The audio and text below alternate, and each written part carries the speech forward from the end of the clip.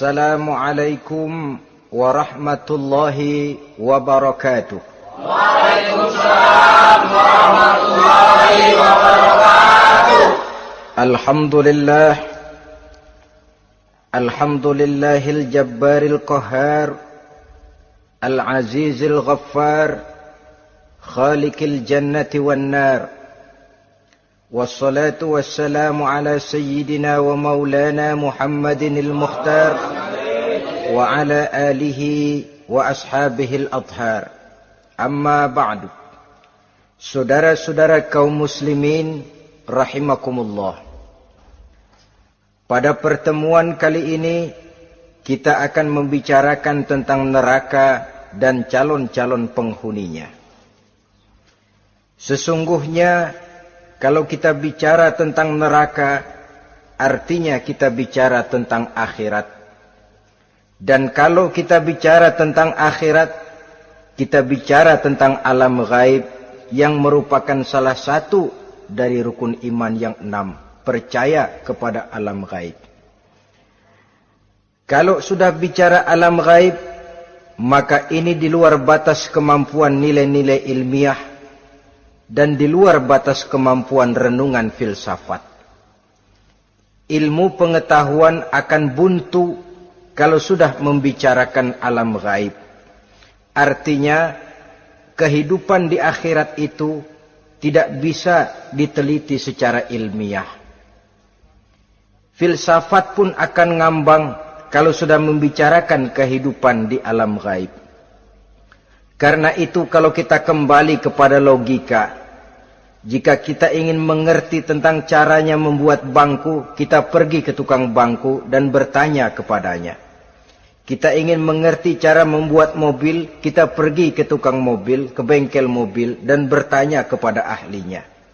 Pun dalam urusan alam gaib, sudah sewajarnya kita kembali kepada penjelasan dari sang pencipta alam gaib, yakni Allah Subhanahu wa ta'ala.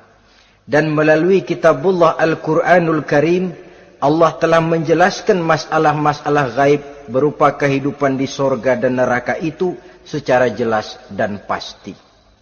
Dengan kata lain, di dalam membicarakan tentang neraka ini, yang menjadi dasar daripada pemikiran kita adalah rasa iman kepada Allah Subhanahu wa ta'ala.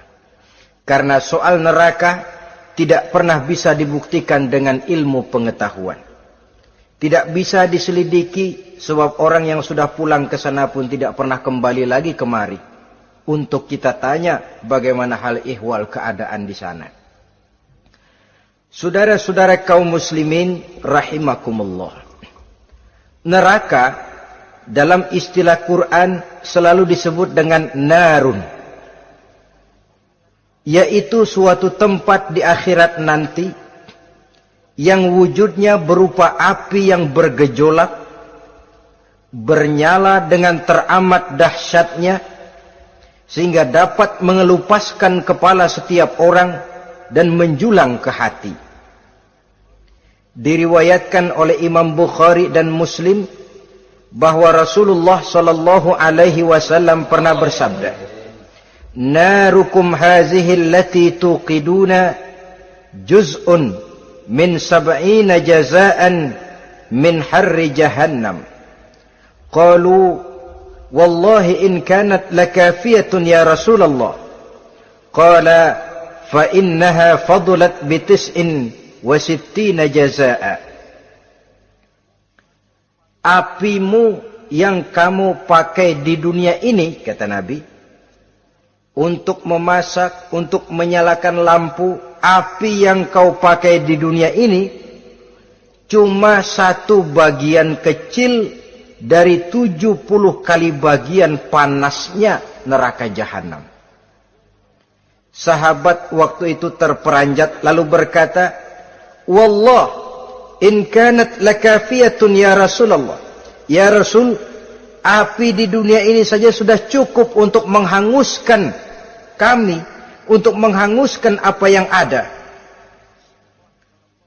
Bersabda Rasulullah sallallahu alaihi wasallam, maka sesungguhnya api neraka itu dilebihkan panasnya dengan 69 kali daripada panasnya api di dunia ini. Jadi sepanas-panasnya api yang pernah kita rasakan di dunia ini, maka api di neraka nanti 69 kali lebih panas dari api yang kita rasakan paling panas di dunia. Hadis yang senada dengan penjelasan ini di samping Jawahirul Bukhari, kita bisa menemukannya dalam Mukhtasar Tazkiratul Qurtubi dan Mukhtasar Ibnu Abi Jamrah misalnya. Saudara-saudara kaum muslimin rahimakumullah. Sehingga boleh jadi seringan-ringan azab penduduk neraka di akhirat nanti, kata Nabi, seorang yang di telapak kakinya diletakkan kerikil neraka yang sangat kecil, lalu mendidih otaknya. Itu seringan-ringannya. Di tapak kakinya diletakkan kerikil neraka yang oleh karena panasnya lalu mendidih otaknya. Itu yang paling ringan. Gak apa-apa. Cuma segitu aja. Di telapak kakinya ditaruh kerikil, otaknya lalu jadi mendidih karena menahan panas. Pantas kalau satu hari Luqmanul Hakim pernah memberikan nasihat kepada anaknya, kata beliau, "Anakku, kerjakanlah dosa seberapa kekuatanmu menanggung azab Allah. Dan laksanakan ibadah seberapa hajat dan keperluanmu kepada Allah. Berapa banyak hajatmu kepada Allah, begitulah kamu harus beribadah. Kalau kamu merasa tidak berhajat dan tidak perlu apa-apa kepada Allah, ya tidak usah ibadah." Logikanya kan begitu. Saudara-saudara, dalam hidup ini ada enggak yang enggak perlu kepada Allah? Ada enggak? Seluruh kita memerlukan Allah. Karena itu Luqman betul dengan bahasa diplomatis, "Anakku, kerjakan ibadah seberapa hajatmu kepada Allah. Makin banyak hajatmu kepada Allah, makin banyak hendaknya kamu melaksanakan ibadah. Tapi kalau kamu sudah merasa bisa hidup tanpa Allah, persilahkan kamu tidak usah ibadah." Sebaliknya, kerjakan dosa seberapa kekuatanmu menanggung azab siksaan Allah. Kalau merasa sudah belajar ilmu kebal, kira-kira di neraka nanti enggak apa-apa, persilahkan kerjakan dosa sebanyak-banyaknya. Tapi kalau masih berpikir, gua mah jangan dibakar di neraka, nginjak puntung rokok, gua lompat. Kalau masih berpikir ke situ, ya hati-hati, saudara-saudara. Nah, sebagaimana surga, neraka pun ada pintu-pintunya. Dan yang melalui pintu-pintu itu sesuai dengan dosa yang dia kerjakan pada waktu kehidupannya di dunia ini. Jadi setelah manusia diadili, mereka kumpul di padang mahsyar beramai-ramai. Yang mendapat kitab di tangan kanan, yang selamat dari proses pengadilan, yang sudah nyata lebih banyak kebaikannya daripada kesalahannya, wajah mereka berseri-seri. Tapi yang rapotnya merah, yang timbangannya lebih banyak kejahatannya, mereka mukanya udah pada gulem. Di tengah itulah kedengaran pernyataan dari Allah Subhanahu wa ta'ala, "Salamun qaulan min Rabbir Rahim." Ada ucapan selamat dari Allah, Tuhan yang Maha Pengasih dan Maha Penyayang. "Salamun alaikum." Selamatlah kamu, wahai orang-orang yang kelak akan sampai ke surga. Yang lulus di pengadilan dapat ucapan selamat dari Allah. Tapi pada saat itu juga Allah mengatakan, "Wamtazul yawma ayyuhal mujrimun." Pada hari ini, semua orang-orang yang kurang ajar, supaya minggir. Wamtazul yawma ayyuhal mujrimun. Orang-orang yang durjana, kelompok durhaka, para pembuat dosa, misah hari ini, minggir semuanya. Kamu akan digiring ke dalam neraka. Saudara-saudara kaum muslimin rahimakumullah. Baik mereka yang akan menuju surga, baik mereka yang akan masuk ke dalam neraka, sama melintasi satu jembatan yang melintang di atas neraka. Dalam surah Maryam ayat 71 dan 72, walaupun jembatan itu tidak digambarkan secara jelas, tapi kita temukan penjelasan Allah sebagai berikut. Wa inna minkum illa wariduha kana ala rabbika hatman maqdiyya thumma nunajjil ladzina taqaw wa nazaru zalimina fiha jasiyya. Saudara-saudara, dan tidak ada setiap orang pun kecuali mereka akan melalui api neraka itu. Adapun orang-orang yang bertakwa, mereka diselamatkan oleh Allah, sedangkan orang-orang yang zalim, mereka terlempar ke dalam jurang neraka. Nah, itu yang dinamakan dengan sirat. Ada memang riwayat menjelaskan bahwa sirat itu kecilnya seperti rambut dibelah 7, tajamnya lebih tajam dari mata pedang. Tapi dalam banyak hal, orang lewat di atas sirat itu bergantung kepada amalannya waktu dia hidup di dunia ini. Maka jangan heran ada orang yang lewat di atas sirat itu seperti kilat. Lep, sudah sampai di surga. Ada yang lewat di atas sirat itu seperti orang terbang. Ada yang lewat di atas sirat itu seperti orang lari. Ada yang seperti jalannya onta. Ada yang merangkak. Ada yang gelantungan. Ada yang sudah hampir sampai ke tepian sana untuk masuk ke dalam surga, terpeleset nyemplung juga ke dalam neraka. Sesuai dengan amalan pada waktu mereka hidup di kehidupan dunia yang sekarang ini. Saudara-saudara kaum muslimin rahimakumullah. Apabila orang terperosok lalu masuk ke dalam neraka, bagaimanakah ihwal keadaan di neraka? Panasnya sudah kita jelaskan tadi. 70 kali lipat dari sepanas-panasnya api di dunia ini. Lalu orang-orang yang masuk ke dalam neraka, mereka juga mendapat pakaian, makanan, minuman, perhiasan. Tapi makanannya, minumannya, perhiasannya lain dengan orang-orang yang sampai di surga. Mereka juga diberikan buah-buahan, sebab di neraka juga ada pohon. Namanya pohon zakum. Buahnya duri dari api. Dan itu yang akan jadi lalap makanannya orang-orang neraka. Di dalam surah As-Saffat ayat 64-65 Allah Subhanahu wa taala menjelaskan, innaha syajaratun takhruju fi aslil jahim tal'uha ka'annahu ru'usus syayatin.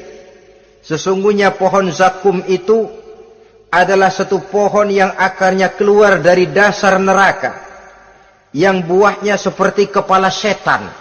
Ini sudah untuk bahasa yang sangat menyeramkan ini. Pohon itu tumbuh dari dasar neraka, buahnya mirip kepala setan. Itu akan dijadikan makanannya orang-orang yang ada di dalam neraka. Perhiasannya apa? Surah Al-Insan ayat 4. Inna a'tadna lil kafirina salasilan wa aghlalan wa sa'ira. Sesungguhnya kami sediakan bagi orang-orang kafir itu di dalam neraka segala macam rantai, cambuk-cambuk dan belenggu-belenggu neraka, terbuat dari api neraka, siap untuk merantai, membelenggu dan mencambuk mereka. Jadi dikasih perhiasan, lehernya dikalungin rantai, tangannya dipakein belenggu, ada cambuk-cambuk yang seluruhnya terbuat dari api neraka. Begitu mereka sampai ke pintu neraka yang namanya malaikat Zabaniyah, penjaga neraka, udah bukan main gemesnya dah. Ya, nyambutnya nggak ada ramahnya. Lain sama malaikat Ridwan, penjaga surga. Ramah, murah senyum, Begitu orang mau masuk surga, salamun alaikum tibtum fadkhuluha khalidin. Keselamatan atas kamu, sungguh kamu telah beruntung. Sekaranglah masuk kamu ke dalam surga dan kekalah tinggal selama-lamanya di sana. Ramah, murah senyum, selamat datang, selamat tiba di tempat yang penuh kenikmatan. Mari persilahkan. Ini malaikat Ridwan. Malaikat Malik, malaikat Zabaniyah lain lagi. Dia nungguin pabrik. Sadis menerima. Matanya melotot. Ini dia. Manusia-manusia kurang ajar. Yang waktu di dunia sudah datang para rasul. Sudah turun agama. Sudah datang Al-Quran. Tapi belagak pilon. Sini loh. Nih rantai. Belenggu. Lalu dirangkeng. Dimasukkan ke dalam neraka. Na'udzubillah. Summa na'udzubillah. Saudara-saudara. Lalu terpikir oleh kita. Kalau begitu panasnya api neraka, sekali lempar orang terus mati dong. Ya enak kalau boleh begitu sih. Begitu dilempar ke neraka terus mati, enak. Ternyata tidak. Kepedihan neraka adalah kepedihan yang kekal dan terus menerus. Tidak satu saat pun orang-orang di dalam neraka pernah merasakan kesenangan. Tidak sesaat pun. Kali semenit kayak ngasok, enggak, terus menerus berada dalam kepedihan yang tiada tara. Al-Quran menjelaskan, kullama nadijat juluduhum baddalnahum juludan ghairaha. Apabila hancur kulitnya, kami ganti dengan kulit yang baru. Supaya apa? Liyazukul azab, biar dia rasain azab. Tuh, rasain dulu. Hancur kepalanya, buletin lagi, hancur kulitnya, bikin lagi, berantakan isi perutnya, disempurnakan lagi, digiling lagi. Terus menerus begitu, tidak sedetik pun penduduk neraka itu pernah mengalami istirahat. Barangkali pakai jam istirahat lumayan, ini enggak ada. Ada bel, kleneng, istirahat, azab dicabut. Tidak. Terus menerus dan selalu begitu. Satu detik saja pun mereka tidak pernah istirahat dari siksaan dan azab yang mereka terima. Saudara-saudara kaum muslimin rahimakumullah. Lalu bagaimana keadaan mereka? Ada orang-orang di dalam neraka itu yang dikenakan pakaian dari api neraka. Luar biasa. Dikasih pakaian dinas dari api. Kemudian kepalanya dituangi air yang sedang mendidih. Yang dengan tuangan air itu dihancur luluhkan segala isi perutnya dan kulit-kulitnya. Setelah itu mereka dicambuk dengan cambuk-cambuk dari besi. Apabila mereka hendak keluar dari neraka, mereka dicampakkan kembali ke dalamnya. Dan dikatakan kepada mereka, rasakan siksaan yang membakar ini. Dalam surah Al-Hajj ayat 19 sampai 22, kita bisa simak firman Allah Subhanahu wa taala. Fallazina kafaru qutti'at lahum siyabun min nar yusabbu min fawqi ru'usihimul jahim yus'aru bihi ma fi butunihim wal julud wa lahum maqami'u min hadid. Kullama aradu an yakhruju minha min ghammin u'idu fiha wa zuku azabal hariq. Na'udzubillah summa na'udzubillah. Diberikan pakaian dari api, melolong, menyayat dia, memilukan, merintih dan meraung-raung. Lalu kepalanya diguyuri dengan air yang sangat mendidih. Hancur luluh isi perutnya, masih dicambuk lagi dengan cambuk-cambuk dari besi. Mereka merambat, mereka meraung, mereka hendak lari, mereka ingin keluar dari neraka. Tapi tiap kali mereka merambat ingin keluar, ditarik lagi. Kalau ucara kita, ayo, mau kemana lo? Apa kata malaikat penjaga neraka? Zuku azabal hariq. Rasa ini, makan pencarian lo waktu di dunia. Saudara-saudara, lalu ada pula siksaan penduduk neraka itu, di mana dahi, lambung dan punggung mereka dipanggang dengan api neraka. Allah Karim. Kita di dunia ini tertusuk paku saja waktu berjalan, sudah bukan main pedihnya. Tertusuk duri saja, sudah bukan main pedihnya. Ini punggungnya, lambungnya, macam disate, dipanggang dari api neraka. Dalam At-Taubah ayat 35, kita temukan firman Allah, fi nari jahannama fatukwa biha hibahuhum wa junubuhum wa zuhuruhum. Na'udzubillah summa na'udzubillah. Kemudian ada pula penduduk neraka itu yang disiksa, lehernya diikat dengan rantai. Mereka spontan diseret-seret dengan sekeras-kerasnya dan dilemparkan ke dalam lautan air yang sedang mendidih. Kemudian mereka dibakar dalam api yang bergejolak dan menyala-nyala. Pada surah Al-Mu'min ayat 71 dan 72, Allah Subhanahu wa taala menjelaskan, izil aghlalu fi a'nakihim wassalasil yushabuna fil hamim summa fin nari yusjarun. Ketika belenggu dan rantai dipasang di leher mereka supaya mereka diseret ke dalam air yang sangat panas, kemudian mereka dibakar dalam api. Ada lagi penduduk neraka yang dipegang jambulnya lalu diseret ke tengah-tengah neraka, kemudian kepalanya digerujugi dengan air yang mendidih seperti yang dijelaskan dalam surah Ad-Dukhan ayat 47 dan 49. Pendeknya, azab dan siksaan neraka itu sesuailah dengan amalan dosa yang dikerjakan manusia pada waktu kehidupan di dunia ini. Maka dalam puncak perjalanan Mi'raj misalnya, kepada Rasulullah sallallahu alaihi wasallam diberikan berbagai macam penglihatan sebagai contoh dan tamsil dari kehidupan di dunia ini. Sejak dari penglihatan di jalan sampai kepada penglihatan surga dengan segala kenikmatannya dan neraka dengan seluruh azabnya, seluruhnya merupakan contoh teladan. Misalnya dalam perjalanan ketika hendak Mi'raj itu, sebelum berangkat Rasul disodorkan 2 minuman. Segelas berisi arak, segelas lagi berisi susu. Kata malaikat Jibril, ambillah salah satu minuman itu ya Muhammad. Lalu Rasul dengan tidak ragu-ragu, mantap betul beliau mengambil gelas yang berisi susu, lalu beliau minum.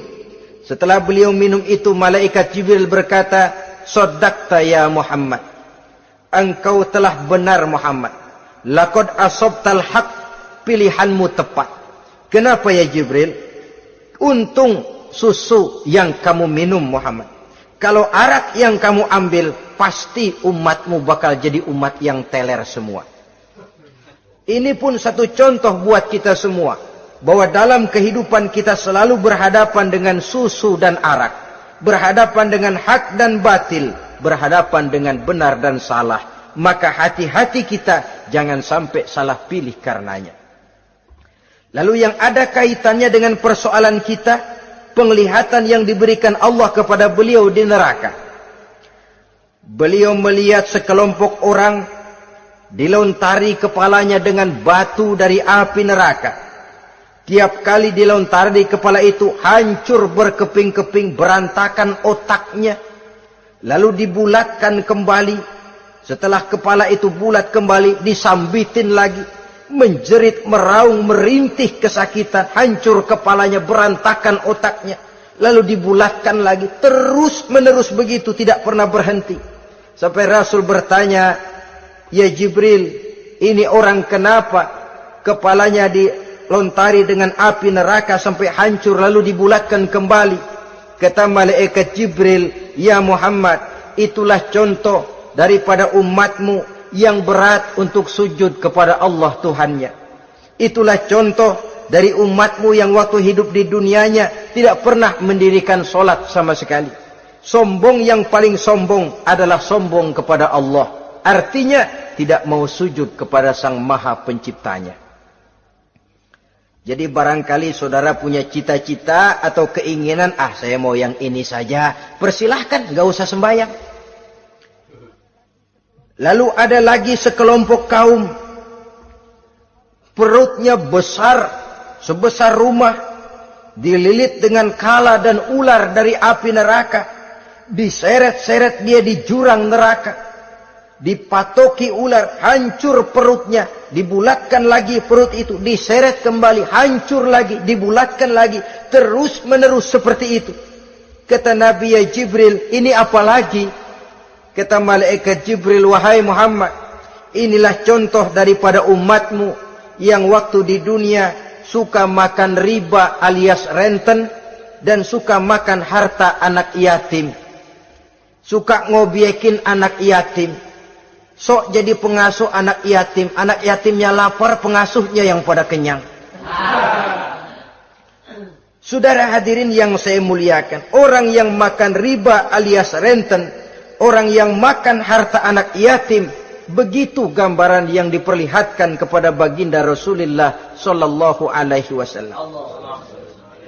Sebagian lagi ada penduduk neraka yang kukunya terbuat dari tembaga dari api neraka, panjang sangat kukunya itu, lalu mencakar-cakar mukanya sendiri, hancur mukanya berantakan dicakari oleh kukunya itu, lalu dibulatkan lagi, dicakar lagi, hancur lagi, dibulatkan lagi.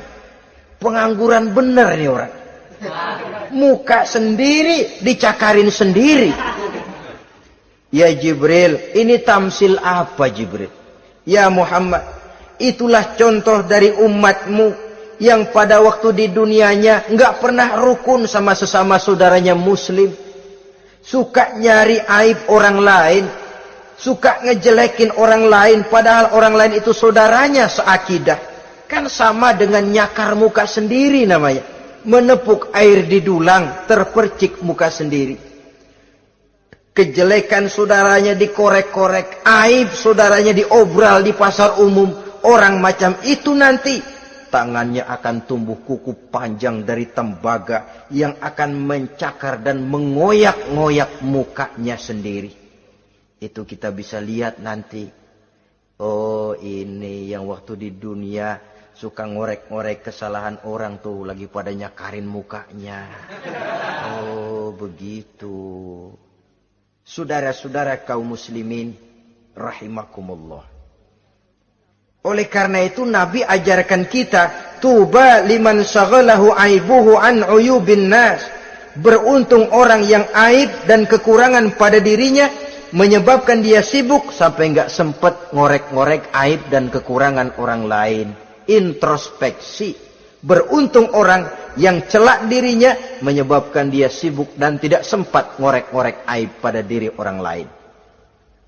Ada pula di antaranya dilihat oleh Rasul, di antara penduduk neraka itu orang yang lidahnya terjulur memanjang, kemudian dipotong lidah itu dengan gunting dari api neraka, menjerit dan memekik ia menahan sakit yang tiada tara, sampai Rasul bertanya kepada malaikat Jibril, kalau ini tamsil apa lagi ya Jibril? Kata malaikat Jibril, wahai Muhammad, inilah contoh dari umatmu, orang-orang yang waktu di dunia tidak pandai menjaga lidahnya, suka menggunjing orang, suka memfitnah orang, suka ghibah dan namimah, suka ngomongin orang di belakang yang bersangkutan. Maka hari ini lidahnya menjulur menjadi panjang dan dipotong dengan gunting dari api neraka. Lalu Rasul juga melihat sekelompok orang perempuan tergantung rambutnya dari gantungan api neraka,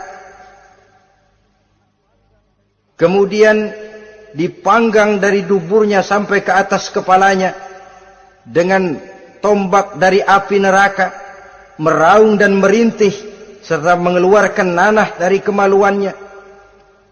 Rasul bertanya, ini apa lagi ya Jibril? Kata malaikat Jibril, inilah perempuan yang waktu di dunia tidak pandai menjaga kehormatan dirinya, ahli zina dan tukang umbar. Saudara-saudara kaum muslimin rahimakumullah, Banyak lagi tamsil-tamsil yang dicontohkan dalam puncak perjalanan Mi'raj yang seluruhnya merupakan peringatan bagi kita umat Rasulullah sallallahu alaihi wasallam. Nah, kemudian sekarang marilah kita bicarakan neraka itu satu demi satu. Yang pertama, dan ini yang paling dikenal orang, neraka Jahannam atau naru Jahannam. Siapa yang dijelaskan Allah akan menjadi penghuni neraka Jahannam ini?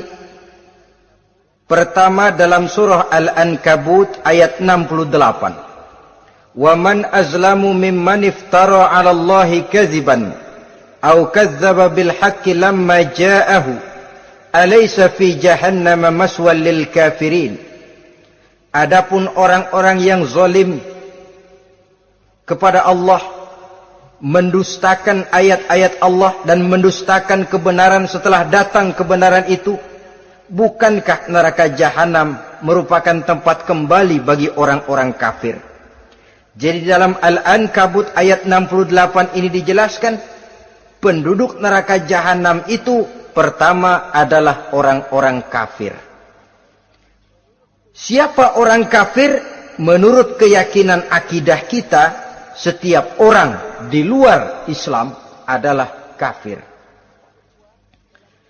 Kemudian yang kedua dalam surah Al-Hijr ayat 42 dan 43, penduduk neraka Jahannam itu, inna ibadi laisa laka alaihim sultanun illa man ittaba'aka minal ghawin wa inna jahannama la maw'iduhum ajma'in. Sesungguhnya hamba-hambaku tidak akan bisa kamu kuasai, hai iblis, kecuali mereka yang mengikuti tipu dayamu. Sesungguhnya neraka Jahannamlah tempat mereka seluruhnya.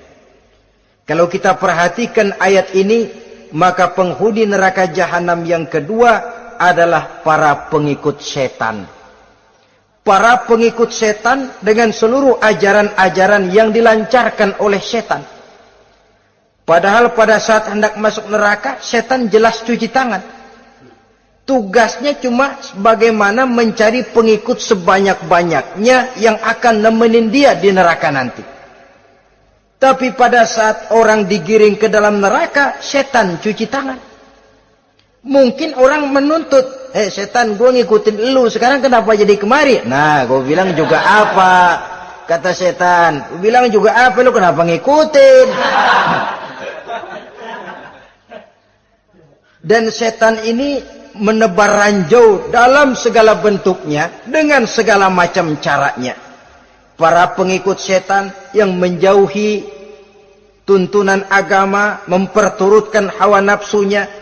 Setan membisiki manusia lewat minuman keras, setan masuk manusia lewat judi, lewat zina, lewat kenikmatan yang melalaikan orang dari kehidupan akhirat dan selanjutnya, dengan segala macam jalan. Kadang-kadang dalam ibadah setan juga masuk. Kalau tidak ditimbulkannya takabur, ditimbulkannya sikap ujub dalam diri kita. Timbul rasa diri lebih benar dari orang lain, dan ini jelek. Timbul rasa nganggap enteng orang lain. Itu kan ujub, nggak dikelihatanin orang, cuma hatinya aja ngomong sendirian. Kalau gue lihat di kampung ini nggak ada yang kayak gue. Bayangnya kayak ibadahnya kayak udah aing pang paling nak yo di dia. Ya. Itu juga bisikan iblis. Dan dia tidak segan-segan mengaku jadi Tuhan iblis itu. Dan ini diceritakan dalam kehidupan Sayyidus Syekh Abdul Qadir Jailani. Ketika beliau sedang ibadah di mihrab dalam masjid, datang seberkas sinar. Sinar itu ngomong, ya Abdul Qadir ana rabbuk. Hai Abdul Qadir, aku Tuhanmu, kata cahaya tadi. Sudah cukup kamu ibadah Abdul Qadir. Sembayangmu udah banyak, puasamu udah banyak, jihadmu cukup. Maka mulai sekarang berhenti dah ibadah. Aku bolehkan kepada kamu segala yang dilarang. Cuma yang didatangi Syekh Abdul Qadir. Sehingga mendengar cahaya tadi ngomong begitu, beliau ambil kasut sendal, disambitnya cahaya tadi, izhab ya la'in. Pergi, laknat terkutuk, iblis kamu. Masa saya disuruh berhenti sembahyang karena hati saya sudah baik?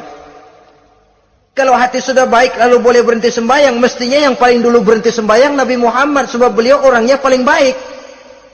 Tapi Nabi hatinya baik, sholat jalan terus, hukum halal haram berlaku. Ini kadang-kadang orang sekarang baru ibadah dikit banget merasa dapat bisikan katanya, wangsit. Ya berhenti sembahyang madep mulu, nah madep ngudek sembahyang. Bikin ajaran yang aneh-aneh. Nah kalau satu orang boleh dapat wangsit, saya juga boleh dong ngomong dapat wangsit. Saya juga boleh dong mendirikan aliran kepercayaan. Saya ngilang dulu dari kampung saya kira-kira 3 tahun. Saya nyepi di kaki Gunung Salak, pulang piara jenggot, pakai belangkon. Di depan nama saya pakai embel-embel mbah. Saya ngaku dapat wangsit di Gunung Ano, mewahyukan kepada saya ano. Saya cari murid yang fanatik. Saudara-saudara kaum muslimin rahimakumullah, setan membisiki manusia hatta kita sedang ibadah sekalipun dibisikinya. Caranya, mula-mula dia bisikin, lu sembahyang buru-buru dah. Buru-buru udah. Akhirnya apa? Rukuk kita enggak sempurna, sujud kita enggak lengkap, tumakninah kita kurang, bacaan kita tajwidnya enggak kena. Kalau itu bisa kita atasin, kita sembahyang sebagaimana yang seharusnya, dia bisiki lewat jalan lain lagi. Suruhnya yang pendek-pendek aja dah. Atau habis sembahyang udah sigrah, udah jangan pakai wirid, jangan pakai zikir. Dengan segala macam jalan. Dibisikinya was-was ke dalam diri kita. Sehingga ada satu riwayat walaupun dhaif tapi ini baik untuk dijadikan pelajaran.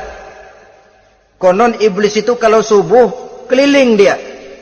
Bawa kulit kambing, jarum, sama tepung. Ditanya orang, iblis ini buat apa? Oh, kulit kambing. Gunanya tahu nggak? Kalau begitu subuh, sudah muazin bilang, as-salatu khairum minan naum. Salat lebih baik daripada tidur. Maka ini kulit kambing mulai aku hamparkan buat hamba-hamba Muhammad. Jadi begitu dengar azan, cuma udah bikin anget udah tidur. Kenapa? Kulit kambing belis masuk. Saudara-saudara, lalu kata orang tadi lagi, lah kalau tepung buat apa itu? Oh, tepung. Itu kalau umat Muhammad mau baca Quran, baca kitab, mutolaah, gua aurin tepung matanya. Biar dia sepet. Makanya kalau sudah ngaji, baca Quran, bawaannya udah ngantuk aja ngantuk. Oh begitu, iya. Nah kalau duri paku itu buat apa? Nah ini duri paku. Kalau umat Muhammad mau hadir di majelis taklim, mau pergi ngaji, mau duduk iktikaf di masjid, gua pasangin paku di pantatnya. Jadi kalau sudah duduk di masjid, kelasat, kleset. Hadir di majelis taklim, kelasat, kleset. Bawaannya mau udahan melulu. Itu duri-duri dan paku-paku yang memang ditebarkan oleh iblis. Saudara-saudara kaum muslimin rahimakumullah, jadi para pengikut setan dengan segala macam perangkapnya ini pun, ya perangkap setan itu ya dunia. Dunia itu ya isinya harta, tahta, wanita. Kan perangkap dunia itu. Harta, tahta, wanita, ini sering bikin orang buta. Perangkap dunia dan merupakan perangkap setan sekaligus. Nah, yang ketiga, penghuni neraka jahanam adalah para pembuat dosa, orang-orang yang durhaka. Dalam Toha ayat 74 Allah menjelaskan, innahu may ya'ti rabbahu mujriman fa inna lahu jahannam. Sesungguhnya orang-orang yang datang menghadap Allah dengan berlumuran dosa, maka sesungguhnya bagi mereka adalah neraka jahanam. Dan yang keempat, penghuni neraka jahanam orang yang kufur nikmat. Tidak cuma kufur iman, tapi kufur nikmat bisa menyebabkan orang masuk neraka jahanam. Belum pernah merasakan dalam hidupnya bahwa Allah memberikan nikmat kepadanya, bagaimanapun besar karunia dan nikmat itu. Dalam surah Ibrahim ayat 28-29 Allah menjelaskan, Alam tara ilal ladzina baddalu ni'matallahi kufran wa ahallu qaumahum darul bawar jahannama yaslaunaha wa bi'sal qarar. Tidaklah engkau perhatikan, tidaklah kau lihat orang-orang yang mengganti, menukar nikmat Tuhannya dengan kekufuran. Diberikan nikmat berupa Islam, digantinya dengan kekufuran. Dia tidak tahan kesengsaraan dunia lalu memilih kesengsaraan akhirat. Padahal kesengsaraan akhirat lebih abadi dari kesengsaraan dunia. Ada orang yang gak tahan miskin dunia, lalu menjatuhkan pilihan lebih memilih miskin akhirat. Ya Allah, keliru besar. Karena gak tahan hidup miskin di dunia, ada yang nawarin ngasih supermi 3 bungkus, iman telap. Ada yang ngasih beras, pindah agama. Ada yang bawain pakaian bekas, tukar akidah, pindah iman. Innalillah. Ditukar kemiskinan dunia dengan kemiskinan akhirat. Padahal kemiskinan dunia berapa tahun? Setahun umur manusia. Sepanjang-panjang umur orang sekarang kan. 100 tahun udah jarang umur orang sekarang. 70 aja udah cakep tuh. Sebenarnya kalau 70 tuh ada jatah lebih tuh, 7 tahun. Toh kalau ikut Nabi 63 tahun kan, Nabi wafat. Kalau kita sudah umur 70, tuh ada jatah ekstra 7 tahun. Oh ya, dimanfaatkan baik-baik mestinya.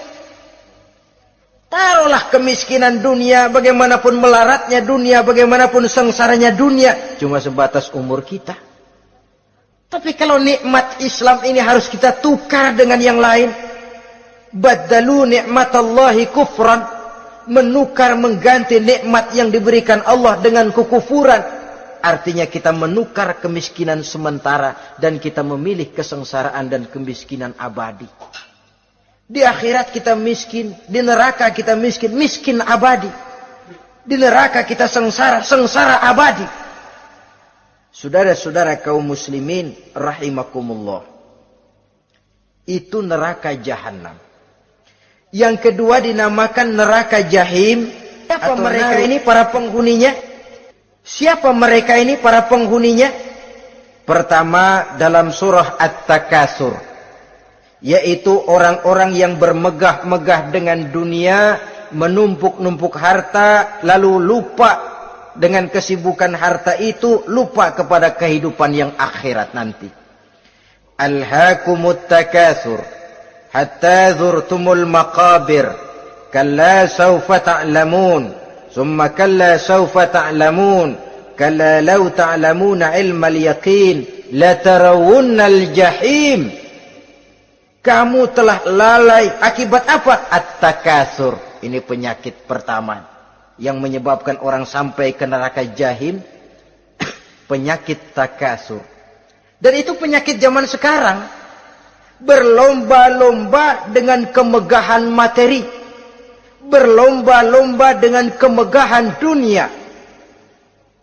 Padahal kalau urusan itu kita berlomba, tidak akan pernah sampai finish. Percayalah itu, tidak akan pernah finish.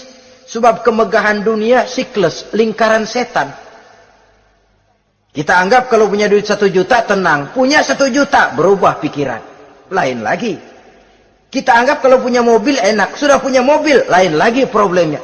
Kita anggap kalau rumah sudah gedung, enak hidup, punya rumah gedung, lain lagi problemnya. Makanya pesan Nabi kalau ingin hidup tenang, urusan dunia lihat ke bawah, urusan akhirat lihat ke atas.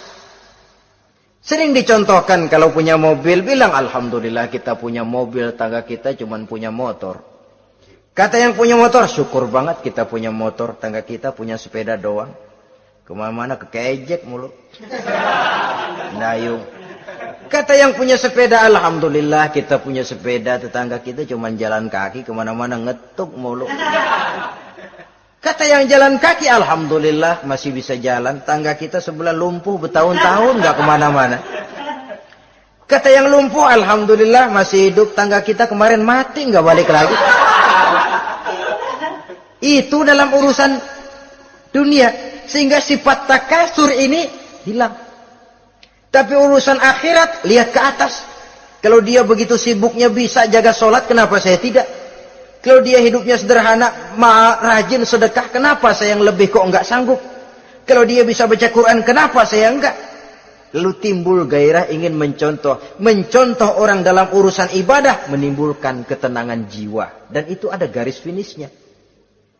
Tapi kalau yang lumpuh lihat yang bisa jalan lihat yang naik sepeda, yang sepeda punya lihat motor, sudah punya motor lihat mobil, lihat pesawat terbang, pesawat lihat kereta api. Kapanlah awak nih mau bersyukur? Yang ada kurang saja padahal nikmat itu tidak pernah berhenti. Bukan dilarang orang kaya, tetapi perlombaan memperkaya diri itu yang dilarang. Karena kalau sudah perlombaan namanya jor-joran sifatnya. Prinsipnya tujuan menghalalkan cara ini yang dijaga oleh agama. Saudara-saudara, selain penyakit takasur yang menyebabkan orang sampai ke neraka jahim, juga perbuatan durjana. Dalam Al-Infitor ayat 13-14, innal abrara lafi na'im wa innal fujjara lafi jahim. Orang-orang yang berbakti, berbuat kebajikan, mereka akan mendapatkan neraka surga naim. Tetapi orang-orang yang fujar, durjana, kurang ajar, durhaka, lafi jahim, mereka akan mendapatkan neraka jahim. Lalu siapa lagi penghuni jahim itu? Orang-orang yang menentang dan menantang ayat-ayat Allah. Wallazina sa'au fi ayatina mu'ajizin ulaika ashabul jahim. Dan orang-orang yang berusaha menantang ayat-ayat Allah sehingga melemahkan orang-orang yang mau mengikuti rasul-rasul Allah. Menantang ayat Allah dan membuat lemah orang yang mengikuti rasul. Melemahkan semangat orang yang mau mengikuti khitah dan perjalanan Rasul. Lu mau bangun masjid? Iya. Berabe. Berat. Jangan. Jangan aja kapok. Majelis taklim. Pahit. Ngaji. Berat. Melemahkan ini. Sudah dia rusak. Merusak lagi. Kalau rusak kan cuma sendirian. Ini tidak, sudah rusak, merusak, mu'ajizin, melemahkan orang-orang yang mau mengikuti ayat-ayat Allah. Dan itu tidak jarang zaman sekarang ini. Orang yang melemahkan semangat kita dalam berjuang menegakkan kebenaran. Kita yakin Islam agama yang benar, kita yakin Islam agama yang sempurna. Ada saja orang yang melemahkan semangat kita, yang berteori bahwa ada ayat-ayat Quran yang tidak relevan lagi dengan situasi dan kondisi. Yang berteori bahwa Nabi Muhammad cuma sebagai manusia biasa yang tidak terlepas kemungkinan dari salah. Pendeknya melemahkan nilai-nilai semangat kita untuk memperjuangkan Islam ini. Ini pun termasuk mu'ajizin. Mereka akan menemukan nanti di akhirat kapling di dalam neraka yang dinamakan neraka jahim. Na'udzubillah summa na'udzubillah. Yang ketiga, saudara-saudara, di antara nama neraka itu adalah neraka hawiyah. Siapa penghuni neraka hawiyah ini? Dalam surah Al-Qari'ah ayat 8-11 dijelaskan secara simpel, wa amma man khaffat mawazinuhu fa ummuhu hawiyah. Adapun orang-orang yang ringan timbangan kebaikannya, maka tempatnya adalah neraka hawiyah. Artinya, orang ini lebih berat timbangan kejahatannya. Sedikit kebaikannya, sehingga jadi ringan di timbangan akhirat nanti. Salat, puasa, zakat. Tapi dosa yang dikerjakan masih lebih banyak ketimbang kebaikan yang dikerjakannya itu. Maka orang semacam ini apabila tidak mendapat syafaat, maka dia akan masuk ke dalam neraka yang namanya neraka hawiyah.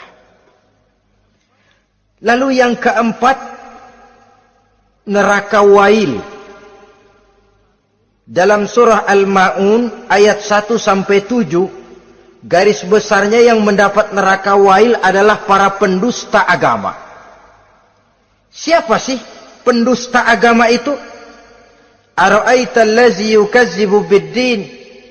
Tidakkah kamu lihat siapa orang-orang yang mendustakan agama?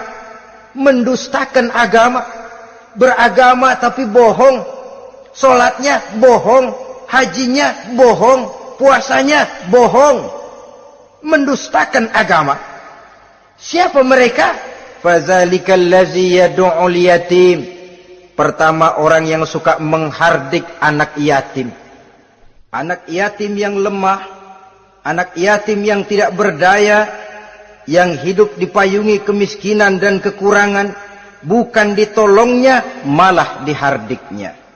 Jangan lupa, saudara yang sudah 2-3 kali pergi ke Makkah, saudara yang khusyuk dalam sujudnya, saudara yang mantap dalam puasanya, mungkin saja bisa terhalang masuk ke dalam surga, karena di samping rumah saudara ada anak yatim merintih menahan lapar dan haus. Saudara tahu, saudara mampu, tapi saudara diam saja, tidak mau mengulurkan tangan.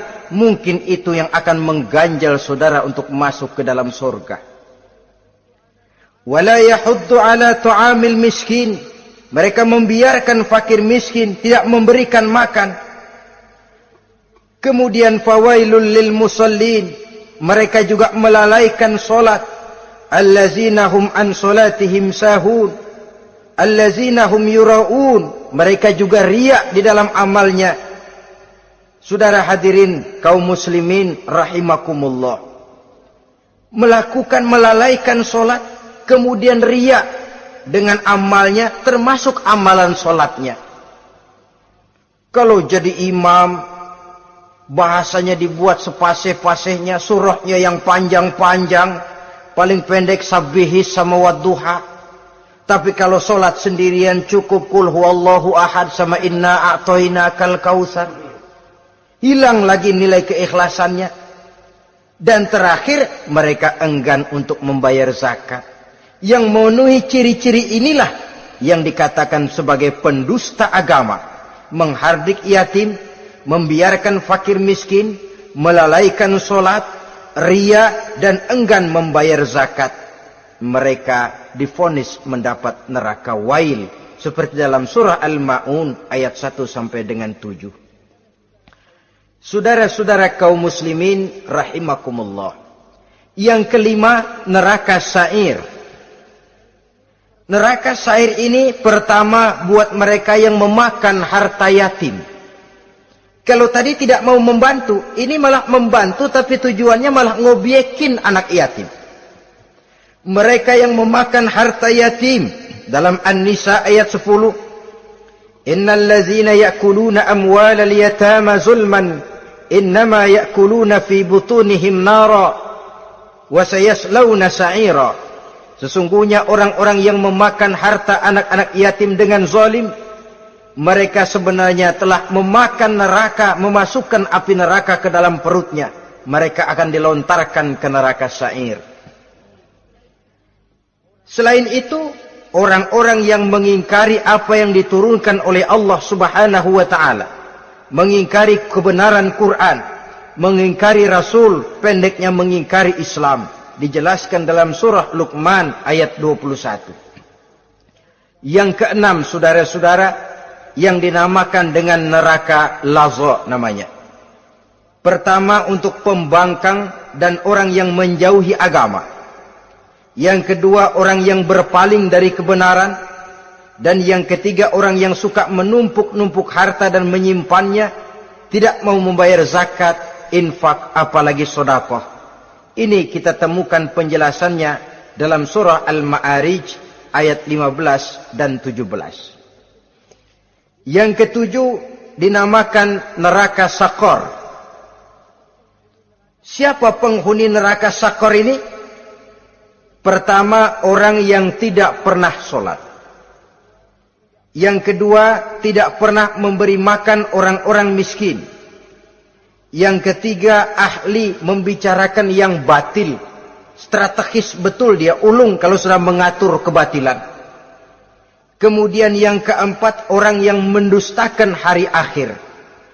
Dalam surah Al-Muddatsir ayat 42 sampai 47, kepada penduduk neraka Sakor ditanya, "Ma salakakum fis Sakor?" Apa yang menyebabkan kamu masuk ke dalam neraka Sakor? Qalu lam naku minal musallin wa la naku nut'imal masakin wa kunna nakhudu ma'al khaidin wa kunna nukadzibu yaumaddin. Mereka menjawab, kami di dunia tidak pernah sholat, tidak pernah memberi makan fakir dan miskin. Kami selalu berkumpul dengan orang-orang yang batil dan membicarakan kebatilan, dan kami mendustakan adanya hari akhir. Yang kedelapan, yang terakhir adalah neraka Khutamah. Ini diperuntukkan bagi para pengumpat, pencela, para penghina orang lain, mencari aib saudaranya, kemudian juga mereka menumpuk, menghitung-hitung harta, lalu kikir dan bakhil dengan hartanya itu. Dalam surah Al-Hujurat ayat 11-12, kemudian surah Al-Humazah ayat 1 sampai dengan 7, kita temukan penjelasan itu. Pada akhirnya saudara-saudara, kalau penduduk surga mereka kekal di dalamnya, maka penduduk neraka ini ada dua macam. Ada penduduk musiman, ada penduduk permanen. Kalau yang namanya penduduk permanen, itu sudah punya paspor, KTP itu. Memang penduduk permanen itu mereka yang kekal selama-lamanya di dalam neraka. Mereka lah orang-orang musyrik dan orang-orang kafir, termasuk orang-orang munafik. Bahkan lebih dahsyat lagi yang namanya munafik.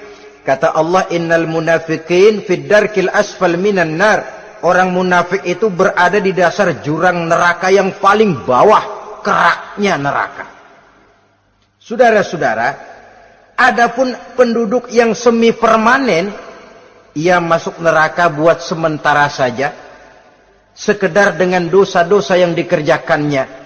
Mereka adalah orang-orang mukmin yang asli, orang-orang Islam yang waktu di dunianya berbuat dosa. Mereka masuk ke dalam neraka, menerima azab sesuai dengan dosa yang dikerjakannya. Setelah itu mereka akan diangkat dari surga untuk ditempatkan di dalam, mereka akan diangkat dari neraka untuk ditempatkan di dalam surganya Allah Subhanahu wa ta'ala. Seperti banyak dijelaskan dalam hadis-hadis sahih yang diriwayatkan oleh Imam Bukhari dan Muslim. Nah, inilah sekelumit tentang neraka dan calon-calon penghuninya. Mudah-mudahan Allah jauhkan kita, Allah jauhkan anak cucu kita, Allah jauhkan seluruh keluarga kita dari neraka dan dari azab neraka. Terima kasih dan mohon maaf. Wassalamualaikum warahmatullahi wabarakatuh. Waalaikumsalam warahmatullahi wabarakatuh.